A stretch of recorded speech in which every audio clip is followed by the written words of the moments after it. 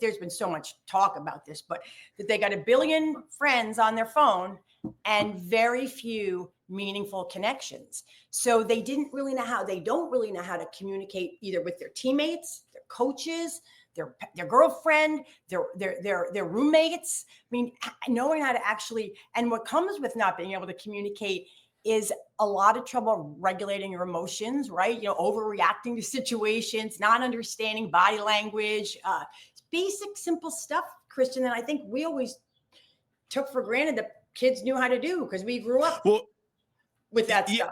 And that's where I was going to go, because I'm like, is this a new thing? Are these new issues? Because I'm listening to everything that you're saying.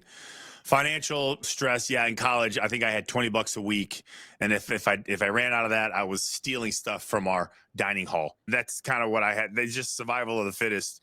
Right. And I had really no issues making friends because the football players, most of them were my friends and they were my family. So that was easy.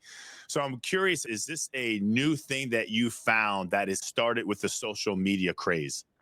Well, it's interesting. One of the schools we work with is Middlebury, the great college up in Vermont.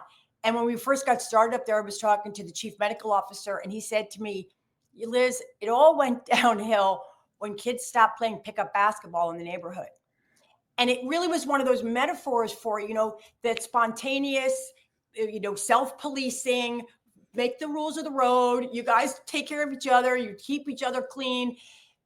Now you're behind a screen, you're playing video games at home instead of playing pickup basketball. And it sounds kind of trite to say, but that's kind of a almost an analogy really or whatever, an image of what's really been going on. There is so much less interpersonal interaction. And then of course there was COVID. And that's actually when we built this program. So this isolation, social isolation that leads to emotional isolation,